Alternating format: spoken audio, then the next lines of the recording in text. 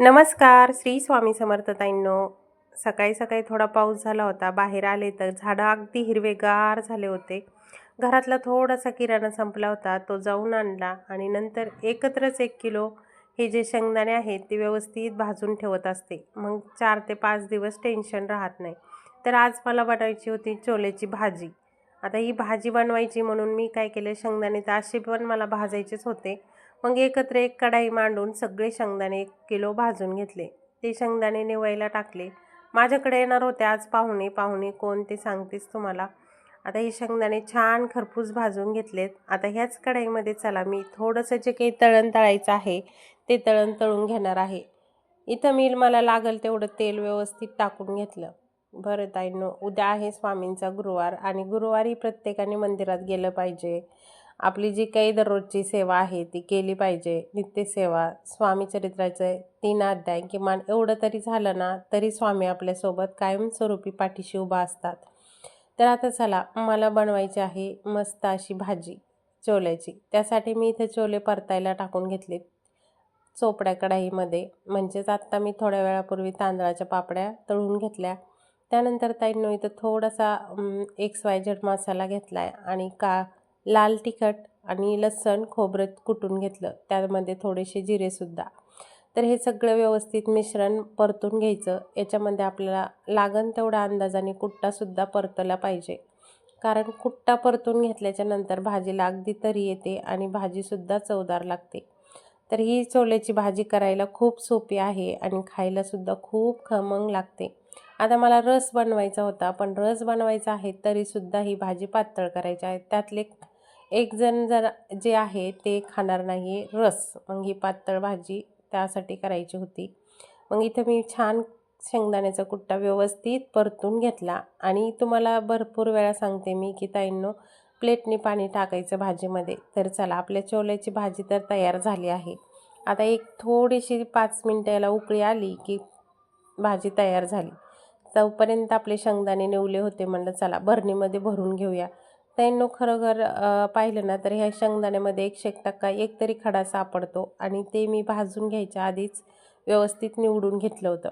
आता ही जी भरणी भरली आहे ना, ही कंप्लीट मस्त 8 दिवस जाते. चला आता आपण घेऊन या आंबे बाहेर जाऊन. तर मी आले होते आंबे घ्यायला.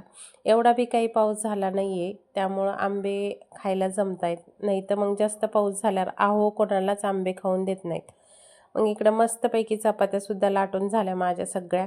आणि आम्ही जे शेतामध्ये गहू पेरले होते ना ताईंनो, खरंच त्याच्या अप्रतिम अशा चपात्या येतात आणि खायलासुद्धा खूप चविष्ट आहे. इकडं आपलं जेवण बनवून तयार झालं आहे. बरं, पाहुणे कोण आले होते तर आता मी काही त्यांना शूटमध्ये घेतलं नाही, आपले जवळचेच होते. मग त्यांची जेवणं झाले. आत्ता संध्याकाळची वेळ आहे.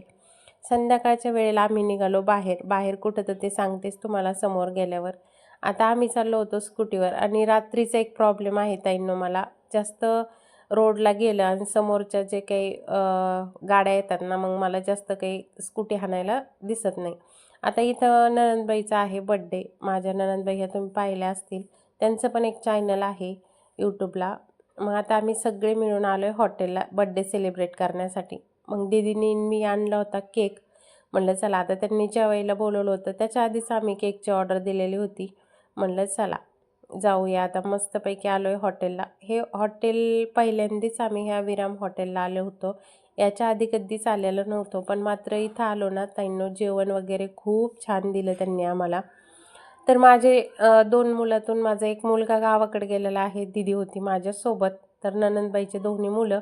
तर हा केक घरगुती होता. किती सुंदर आणि किती छान, अप्रतिम, खायलासुद्धा खूप टेस्ट होती याला. इथं आलो आहे बड्डे सेलिब्रेशन करून घेतलं साधं सिंपल पद्धतीमध्ये. चला म्हणलं, बाहेर करायचं होतं पण बाहेर मात्र खूप अंधार आणि ते किडे येतात, मग मला ते आवडत नाही, त्यामुळं आतमध्येच बसलो. तर मी नणंदबाईला केक वगैरे खाऊ घातला ताईंनो. बड्डे साधा सिंपल पार पडला. आता 2 मुली होत्या, त्यांची एक, माझी एक आणि त्यांचा मुलगा, असे आम्ही सगळे मिळून 5 जण आलो होतो. आणि इथं हसी मजाक चालू होता. मात्र फॅन चालू असल्यामुळं आवाज काही तिथला घेतला नाही मी. आवाजच येत नव्हता, मग म्यूट केलं. इकडं पहा, आता दीदीसुद्धा त्यांना खाऊ घालत आहे केक आत्याला.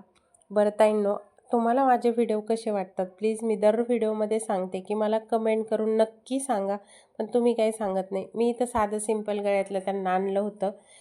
छान होतं दिसायला पण आणि ह्या हॉटेलमध्ये खरंच खूप सर्विस छान आहे. जेवणंसुद्धा मस्त झाले. अशी काही थाळी घेतली होती जेवायला आम्ही सगळ्यांनी आणि सगळ्यांनी व्यवस्थित पोटभर जेवणं केले. स्वयंपाक इथला खरंच खूप खूप छान होता. चला भेटूया उद्याच्या व्हिडिओमध्ये. श्री स्वामी समर्थ ताईंनो.